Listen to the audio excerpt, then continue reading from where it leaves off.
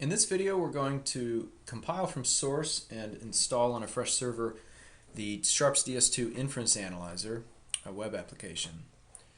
For our server, we're going to utilize the cloud hosting provider DigitalOcean, but really any hosting provider will do. We'll start by creating the server. We'll give it a name, 2 gigabytes of RAM. We'll select a Linux distribution, an SSH key for passwordless login, and we'll create the host. While that's running, we'll go back to the DS2 website under Downloads and Installation. From there, we're directed to the projects page to get a sense for the layouts of the different projects and how they relate to one another.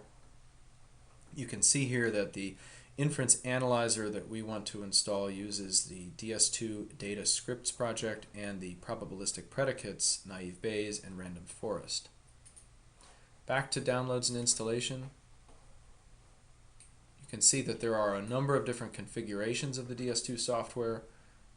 Here we'll be doing Inference Analyzer only, which has 4 component projects. We'll be installing them one by one. Back at the cloud hosting provider, we can see that the server has been provisioned. We have an IP address. We'll be accessing the server using Secure Shell.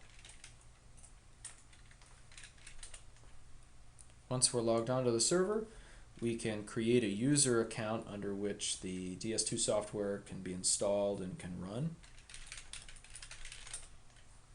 And we're also going to make a few modifications to the default security settings on this host.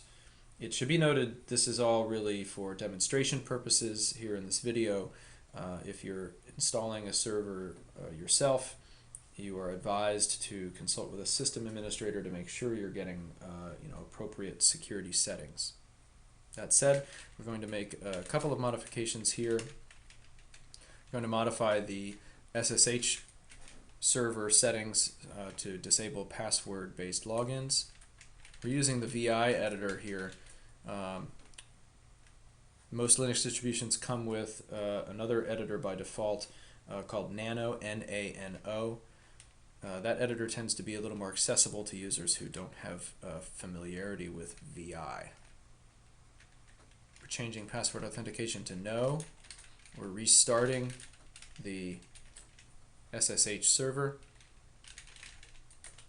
so that the changes take effect. And then we're going to set up a basic firewall to disable access to ports that we don't need for this demonstration.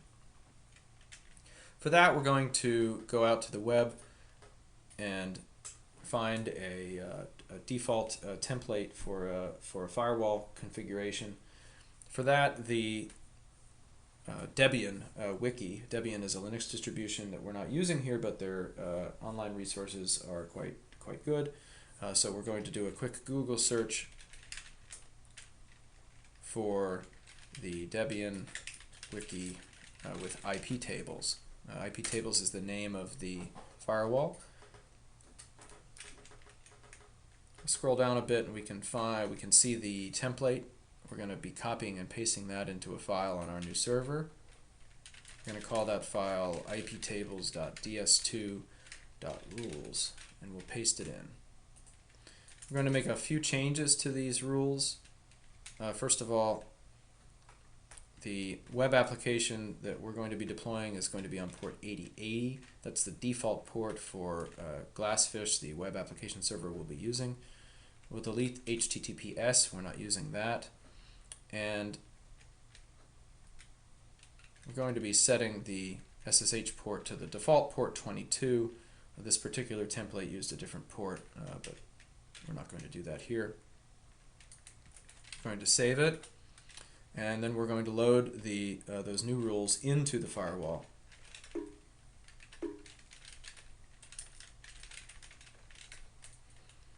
And then we're going to save them. And then we're going to make sure that the firewall rules load on startup. And finally, we're going to test them, or list them. And that looks good. The next thing we're going to do is we're going to install the prerequisite software needed for DS2 software. So that's back here at Downloads and Installation on the DS2 website. If you scroll down a bit, you'll see that if you're using a system with a package manager, most of the prerequisites can be installed in one step. So we're going to do that right here. Going to paste it in.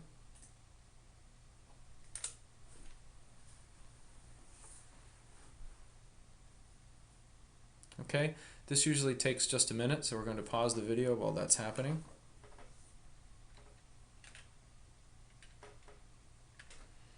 Okay, the list of packages to be installed is displayed here, and we're being asked if we want to do that, and yes, we do.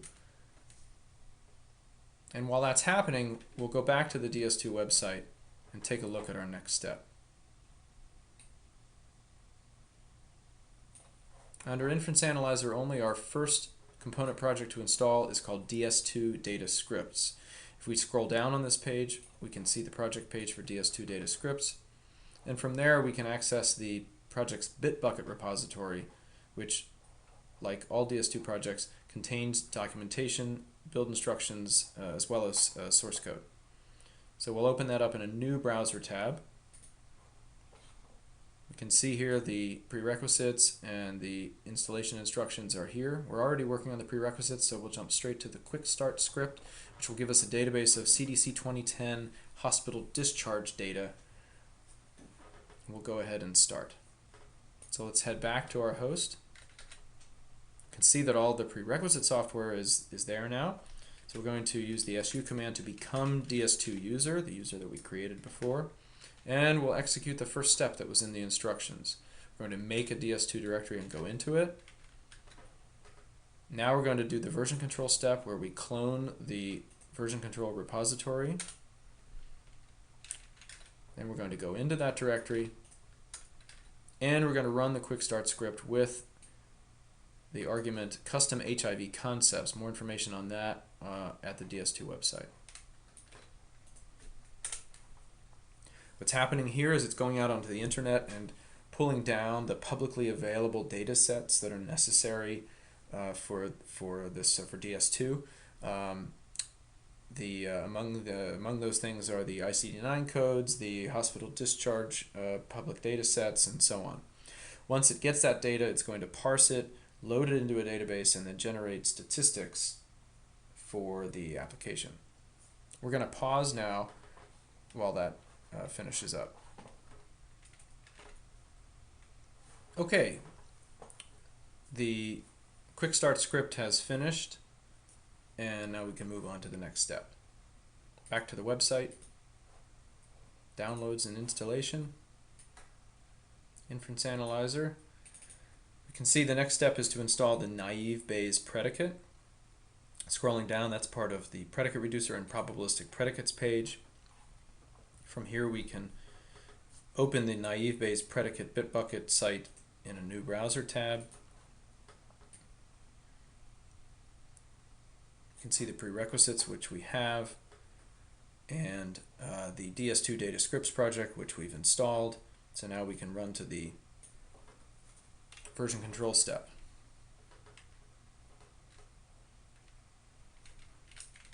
Okay, so we're going to go back into the DS2 directory, and we're going to run that version control step to get the naive Bayes predicate project. We can go into that project directory, and we can see that we need to edit a properties file in order to set the path of the database that we installed in the DS2 Data Scripts project.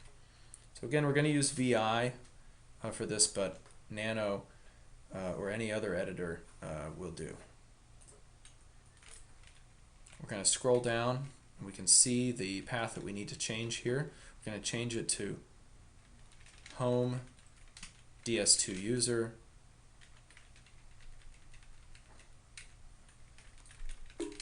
Going to save that and then move on to the next step. Other properties don't need to be changed because we did not deviate from the installation instructions. And now we're at our build step. The build steps in all of these DS2 projects use Maven, which is a Java-based build tool. We're going to run maven clean install. You can run the two commands on the same line.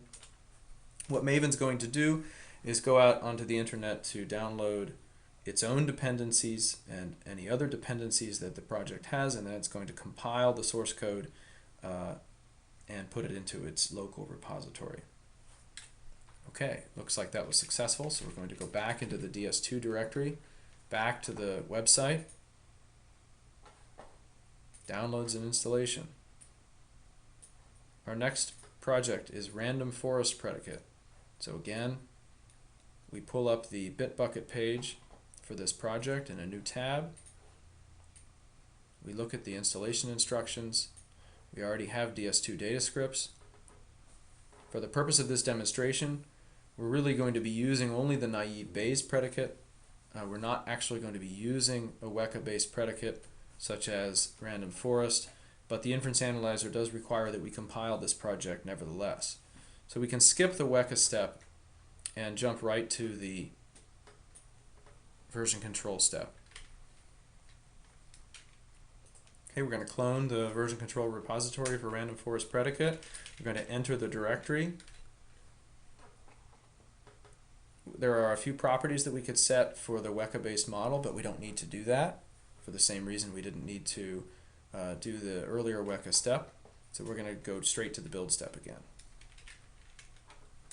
MVN clean install grabs its prerequisites and compiles the software, and success. Okay, back to the DS2 directory, back to the website, downloads and installation. Inference analyzer. Okay, the final project that we need to install is the inference analyzer itself. It has a project page down here. From there we can get to the Bitbucket repository in a new browser tab, and we can proceed with those build instructions. We need to build naive Bayes predicate and random forest predicate first. We've done that. We're going to do the version control step. We now have the simple predicate reducer visualizer repository. That's another name for inference analyzer. There are some properties that we could edit if desired, but all of the defaults should be perfectly suitable for this demonstration. So we're going to jump straight to the build step.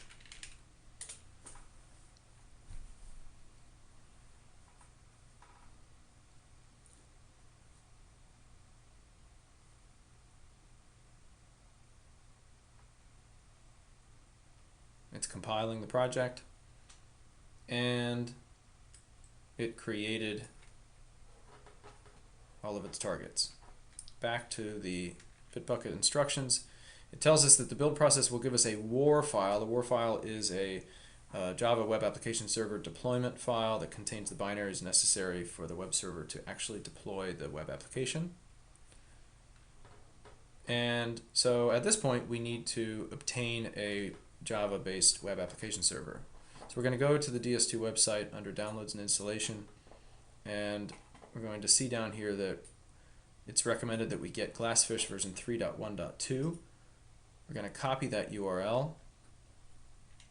We're going to go back to our server. We're going to go to the home directory now. We're going to use a tool called wget to download Glassfish. Glassfish is a widely used web application server. Documentation is on the internet. It's quite easy to start up, as you'll see. We can unzip what we've just downloaded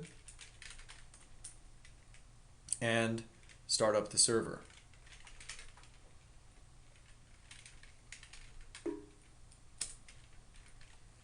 We're using a binary in Glassfish called asadmin. The command is start domain, domain1. Okay, that will take just a moment to start. While that's starting, we're going to take a look at what we have to do here. We have to copy the WAR file into the auto deployment directory of the Glassfish server. Once we've done that, we can access it by web browser. Okay, it looks like it started successfully. So now we can go into the DS2 simple predicate reducer visualizer target directory. We can see that WAR file is there. We're going to copy it into the Glassfish auto deployment directory. Now that we've done that, all that's left is to actually access the application via a web browser. So first let's grab the IP address of the server. We can access this in a new window. We know that Glassfish runs on by default on port 8080. So we can see here this is the default Glassfish page. And then from there we can access our application. Back at Bitbucket, it tells us that the application will be hosted at the server's root URL at this address. So we're going to copy and paste that right into the browser. The first time that an application runs, it always takes a little longer to do some initialization, but here it is. We can see that it works. We can pick random patients. We can pick random patients with a particular condition. We can redact concepts. We can edit concepts.